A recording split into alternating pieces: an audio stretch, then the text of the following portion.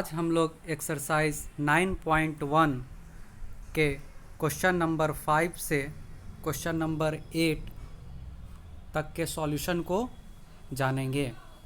Question number 5 क्या कहता है? A kite is flying at a height of 60 metre above the ground. एक पतंग जो है वो 60 मीटर ग्राउंड से 60 मीटर ऊपर उड़ रही है। The string attached to the kite is temporarily tied। और जो धागा है काइट का वो तना हुआ है। To a point on the ground, वो ग्राउंड से तना हुआ है। The inclination of the string with the ground is 60 degree. जो इंक्लिनेशन है वो ग्राउंड से 60 डिग्री है। Find the length of the string. हमें स्ट्रिंग का लेंथ निकालना है, यानी धागा की लंबाई निकालना है। Assuming that there is no slack in the string, यानी उस स्ट्रिंग में किसी तरह का कोई जोर वगैरह नहीं है। तो पहले हम लोग इसे फिगर को समझते हैं।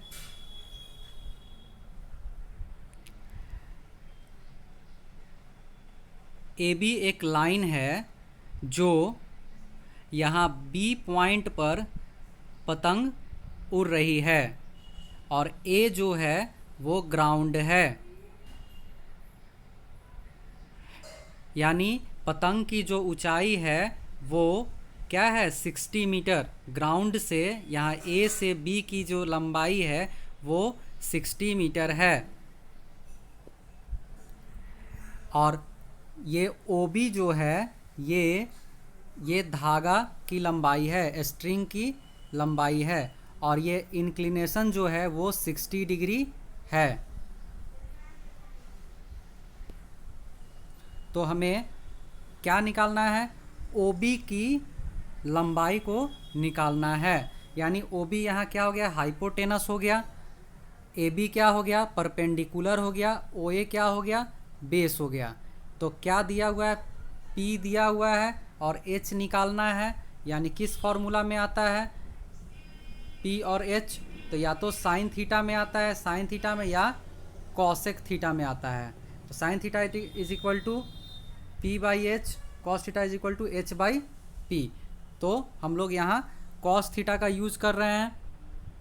Let O B is equal to length of the string, A B is equal to 60 metre. और ये 60 मीटर क्या है? ये पतंग उड़ रहा है पॉइंट बी पर 60 मीटर, ग्राउंड से पतंग की हाइट है। In the right triangle A O B में क्या देखते हैं? O B by A B, यानी H by P is equal to cosec 60 degree. तो कॉसेक 60 का वैल्यू कितना होता है? 2/√3। तो O B by A B का वैल्यू क्या है? 60 क्वेश्चन में दिया हुआ है, यहाँ फिगर में देख सकते हैं आप लोग, इज इक्वल टू 2/3। तो O B is equal to cross multiplication करेंगे तो क्या आ गया? 2 × 60/√3 इज इक्वल टू 120/√3। इसे हम लोग यहाँ पर रेशनलाइज कर दिए हैं। तो √3 से ऊपर मल्टीप्लाई, √3 से नीचे मल्टीप्लाई, तो क्या हो गया? 120√3/3। तो 3 से अगर डिवाइड करते हैं तो 40√3 मीटर आ गया। किसकी लंबाई आ गई? ओ बी की, यानी length of the string. O B क्या है? Length of the string.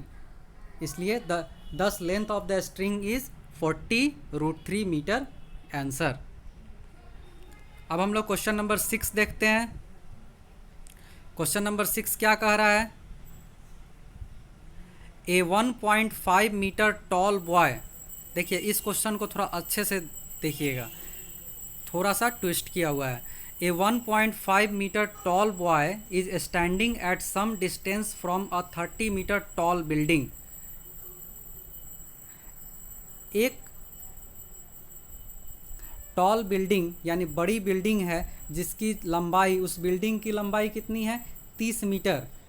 उस बिल्डिंग से कुछ दूरी पर एक 1.5 मीटर लंबा लड़का खड़ा होकर उस बिल्डिंग को देख रहा है। वो लड़के की लंबाई कितना है 1.5 मीटर और बिल्डिंग की लंबाई 30 metre. The angle of elevation from his eyes to the top of the building increases from 30 degree to 60 degree as he walks towards the building। यानी जो एंगल ऑफ एलिवेशन जो है, यानी उसके आँखों पर जो एंगल बन रहा है वो बिल्डिंग के टॉप पर देखता है तो पहले शुरुआत में कितना हो रहा है, शुरुआत में 30 डिग्री का एंगल बन रहा है, लेकिन जैसे जैसे वो बिल्डिंग के नज़दीक आ रहा है वैसे वैसे उसके आँखों पर जो एंगल है वो 60 डिग्री बनने लग रहा है। पहले शुरू में बिल्डिंग से दूर खड़ा है तो 30 डिग्री एंगल ऑफ एलिवेशन बनता है, लेकिन जैसे ही वो बिल्डिंग के कुछ नज़दीक आ जाता है और बिल्डिंग के टॉप पर देखता है तो एंगल ऑफ एलिवेशन 60 डिग्री हो जाता है। तो क्वेश्चन में क्या पूछ रहा है, देखिए यहाँ एक ही चीज़ दो बार आ गया है, इसको हटा दीजिएगा। तो find the distance he walk towards the building, यानी वो डिस्टेंस निकालना है, कितना डिस्टेंस वो बिल्डिंग की तरफ वो जाता है कि एंगल ऑफ एलिवेशन 30 डिग्री से 60 डिग्री हो जा रहा है। तो पहले हम लोग इसके फिगर को समझेंगे तब क्वेश्चन समझ में आएगा।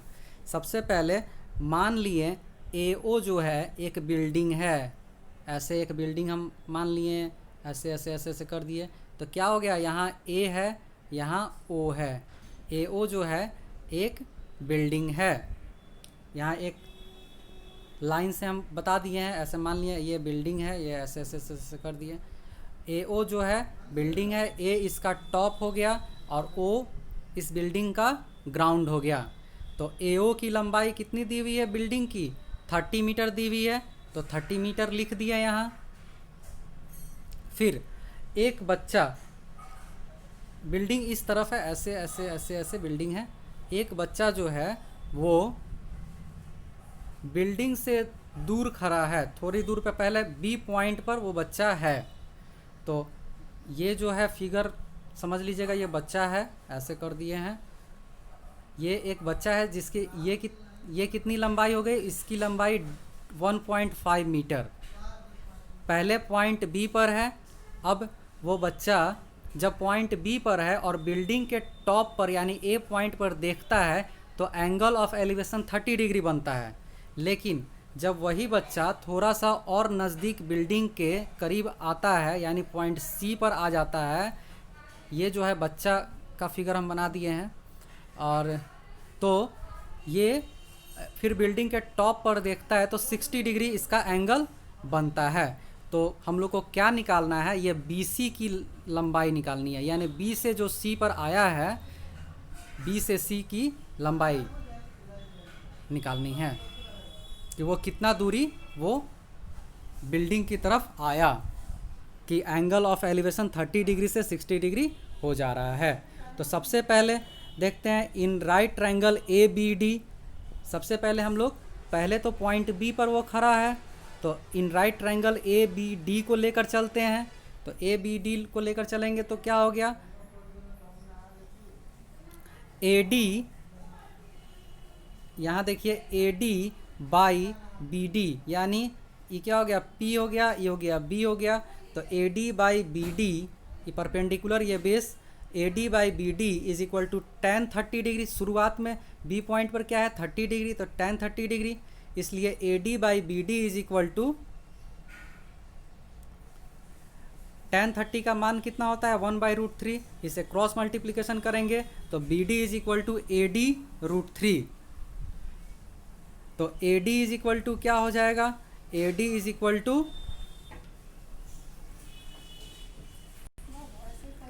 28.5√3। अब 28.5 कैसे हो जाएगा, तो AD is equal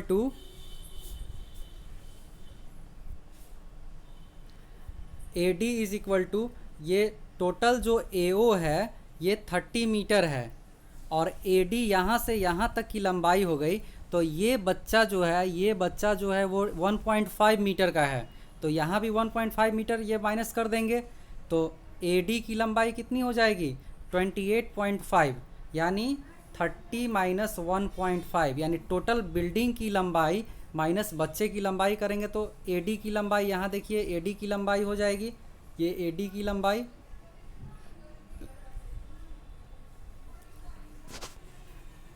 also.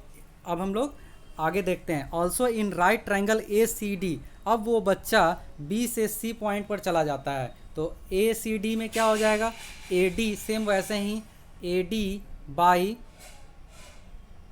CD is equal to, यहाँ tan का मान क्या हो जाएगा tan 60 डिग्री, तो AD by CD is equal to tan 60 degree का मान कितना होता है √3 हो गया, तो CD is equal to AD by √3, cross multiplication किए हैं, तो AD का मान कितना पहले से हम लोग मालूम कर लिया 28.5। AD कैसे निकला है, AO में से DO को माइनस कर दिया, तो DO कितना है, DO बराबर क्या हो गया, ये बच्चा का लंबाई, तो बच्चे का लंबाई कितना दिया है 1.5, तो 30 माइनस 1.5 किए हैं तो 28.5 बाई √3 मीटर। अब हम लोग को क्या निकालना है, BC निकालना है, तो BC बराबर क्या हो जाएगा, BC is equal to BD में से अगर CD को माइनस कर दे तो BC निकल जाएगा, तो BD का वैल्यू हम लोग पहले निकाल चुके हैं, यहाँ देखिए BD का वैल्यू यहाँ निकाले हैं, क्या हुआ है 28.5 √3, तो 28.5 √3 में से माइनस CD का वैल्यू यहाँ निकाले हुए हैं 28.5 बाई √3, ये लिख दिए, तो इसे हम लोग माइनस करेंगे तो BC इज इक्वल टू क्या हो गया 28.5 कॉमन ले लिए, तो √3 माइनस 1 बाई √3 कर लिए इज इक्वल टू 28.5, इसे कैलकुलेट कीजिएगा तो क्या आ गया 28.5 इंटू 2 बाई √3 हो गया, तो फिर वैसे ही 28.5 इंटू 2 बाई √3, अब यहाँ भी √3 का रेशनलाइजेशन किए हैं, √3 ऊपर गुना कर दिए हैं, फिर नीचे भी √3 से डिवाइड कर दिए, तो फाइनली आंसर क्या आया है, यहाँ देखिए फाइनली आंसर यहाँ 19 √3 क्या आ गया है फाइनली आंसर 19 √3 मीटर, इसलिए 10 distance the distance walked by the boy towards the building is 19 √3 metre, यानी जो बच्चा है वो पॉइंट B से पॉइंट C पर जाता है तो उसकी दूरी कितनी है 19 √3 मीटर, ये इसका आंसर हो गया। अब हम लोग क्वेश्चन नंबर 7 देखते हैं।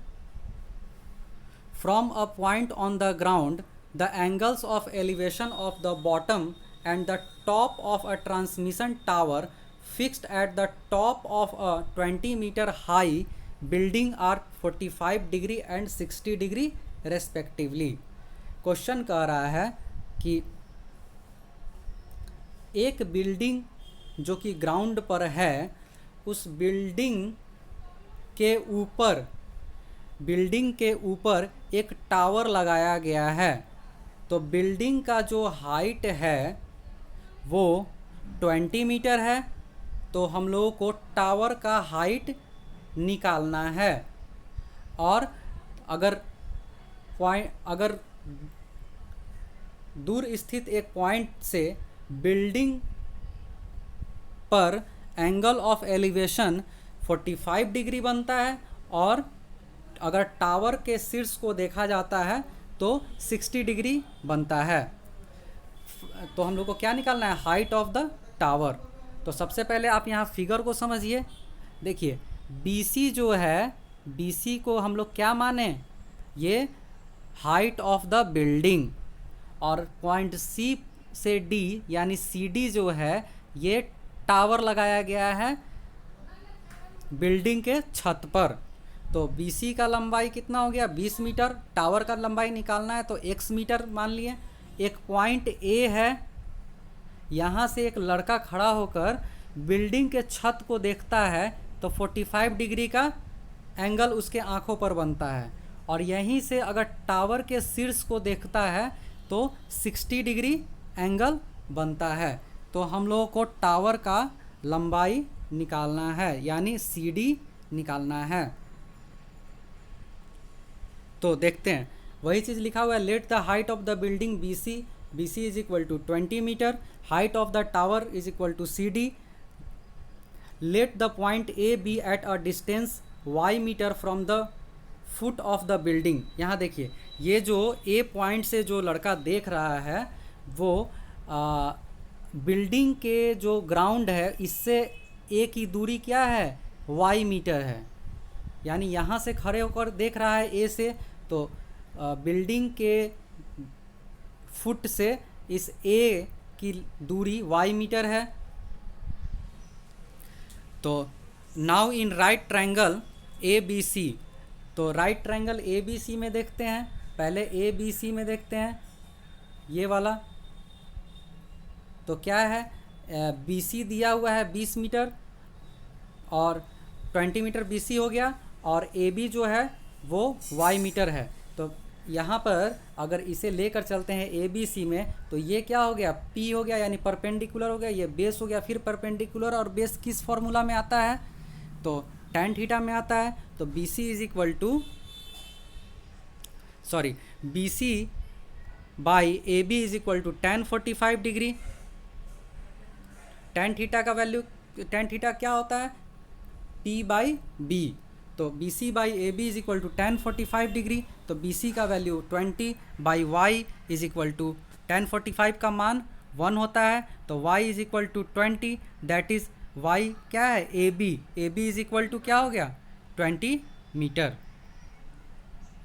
फिर again in right triangle A B D, यहाँ देखिए फिर से हम लोग किससे लेके चलें, ए बी डी को लेकर चल रहे हैं, यानी टावर वाले को लेकर चल रहे हैं। फिर क्या हो जाएगा, B D by A B is equal to क्या हो जाएगा, tan 60 डिग्री, क्योंकि यहाँ एंगल 60 डिग्री बन रहा है।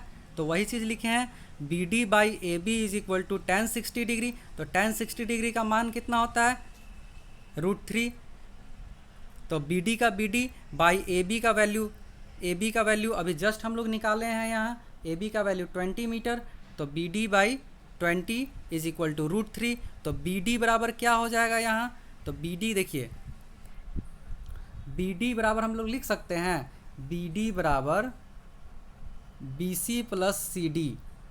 तो बी सी क्या है 20 और सी डी को हम लोग x माने हैं, तो 20 प्लस एक्स लिख सकते हैं।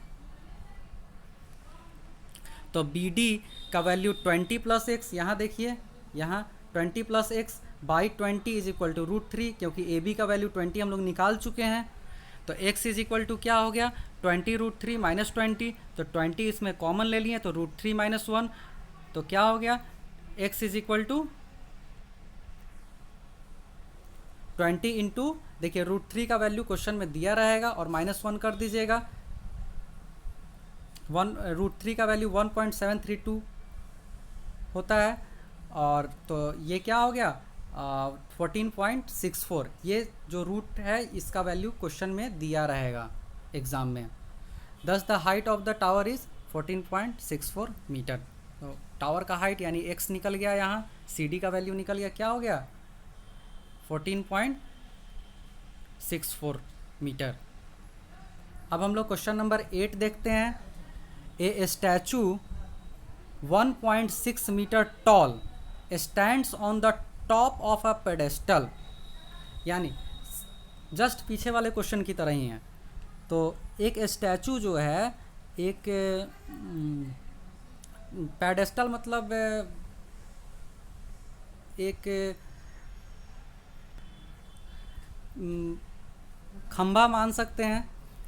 तो एक स्टैचू जो है वो एक पेडेस्टल के ऊपर खड़ी है। तो स्टैचू की लंबाई जो है 1.6 मीटर है।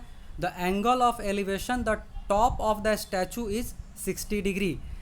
और जो एंगल ऑफ एलिवेशन है स्टैचू के हेड पर देखा जा रहा है तो 60 डिग्री हो रहा है। And from the same the angle of elevation on the top of the pedestal is 45 degree. और वही जगह पर खड़ा होकर अगर पेडेस्टल के टॉप पर देखा जा रहा है तो वो 45 डिग्री हो रहा है। Find the height of the pedestal. तो पेडेस्टल की हाइट निकालनी है। तो पहले फिगर को हम लोग समझ लेते हैं। यहाँ देखिए, मान लिए ये BC जो है वो पेडेस्टल की हाइट है, और इसके ऊपर एक स्टैचू लगा हुआ है। क्वेश्चन में दिया हुआ है कि स्टैचू की जो लंबाई है 1.6 मीटर है।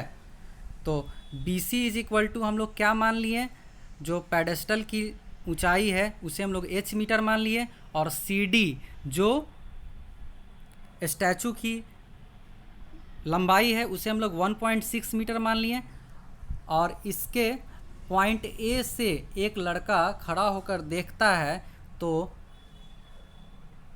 स्टैचू के शीर्ष को देखता है तो 60 डिग्री का एंगल बनता है, और जब पेडेस्टल के शीर्ष को देखता है तो 45 डिग्री एंगल बनता है।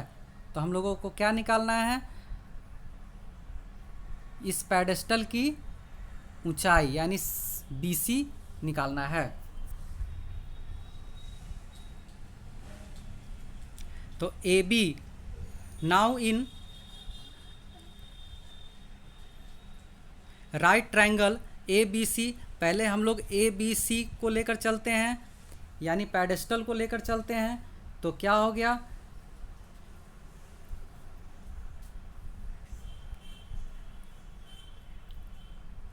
AB by BC। यहाँ देखिए, फिर ये क्या है, P है और ये B है। तो P और B या तो tan में आता है, tan थीटा में, नहीं तो cot थीटा में आता है। tan theta is equal to क्या होता है, P by B। cot theta is equal to क्या होता है, B बाई P। तो यहाँ हम लोग cot थीटा को लेकर चले हैं। तो AB by BC is equal to cot 45 degree, क्योंकि यहाँ पेडेस्टल के साथ जो लेकर चलता है वो 45 डिग्री का एंगल बन रहा है। तो AB बाई BC क्या दिया हुआ है, H दिया हुआ है। AB by H is equal to 1। तो AB इज इक्वल टू क्या हो गया, H मीटर। तो AB का वैल्यू क्या हो गया, ये भी क्या हो गया, H मीटर हो गया, H metre. Now in right triangle ABD, अब हम लोग ABD को लेकर चलते हैं। तो क्या हो जाएगा, we have BD by AB। अब BD by AB is equal to tan 60 degree. यहाँ हम लोग फिर ये P हो गया, ये B हो गया, तो यहाँ tan को लेकर चले हैं। तो BD by AB is equal to tan 60 degree, क्योंकि एंगल ऑफ एलिवेशन जो है स्टैचू के साथ 60 डिग्री का बनता है। तो tan 60 का वैल्यू √3 होता है। तो BD by AB is equal to √3 हो गया। तो BD इज इक्वल टू क्या हो जाएगा, क्रॉस मल्टीप्लिकेशन करेंगे, यहाँ क्रॉस मल्टीप्लिकेशन करेंगे तो क्या हो गया, BD is equal to √3 AB into AB। तो BD इज इक्वल टू क्या हो गया, √3 इंटू AB का वैल्यू अभी हम लोग यहाँ निकाले हुए हैं। AB इज इक्वल टू क्या निकाले हैं, H। तो √3 इंटू H हो गया। तो BD बराबर क्या है, यहाँ देखिए BD बराबर क्या हो जाएगा, BD बराबर BC, फिगर देखिए, BD बराबर BC प्लस CD हो जाएगा। तो BC क्या दिया है, H, और CD क्या है 1.6। तो BD is equal to H plus 1.6 हो जाएगा। वही चीज़ लिखे हैं, BD इज इक्वल टू, यहाँ देखिए BD is equal to H plus 1.6 is equal to √3H। तो 1.6 इज इक्वल टू क्या हो गया, इधर का H इधर आएगा तो क्या आ गया, यहाँ देखिए 1.6 is equal to √3H minus H, यानी लेफ्ट हैंड साइड का जो H है राइट हैंड साइड जाएगा तो माइनस H हो गया। फिर यहाँ देखते हैं, इसमें H को कॉमन ले लिए तो √3 माइनस 1 इज इक्वल टू 1.6। तो H बराबर क्या हो गया 1.6, √3 माइनस 1 नीचे आएगा तो बाई √3 माइनस 1। फिर यहाँ हम लोग क्या किए, रेशनलाइज कर दिए। तो 1.6 बाई √3 माइनस 1, इसका रेशनलाइज करने का तरीका क्या होता है, नीचे माइनस है तो प्लस वाले में रेशनलाइज करते हैं। तो √3 plus 1 by √3 plus 1। H is equal to, अब इसे कैलकुलेट कर दीजिएगा। तो कैलकुलेट करेंगे तो क्या आ गया यहाँ 0.8 इंटू √3 प्लस 1। तो 10 the height of the pedestal क्या हो गया, पेडेस्टल की हाइट 0.8 इंटू √3 + 1 हो गया। अब हम लोग नेक्स्ट वीडियो में इसके आगे के सॉल्यूशन को देखेंगे।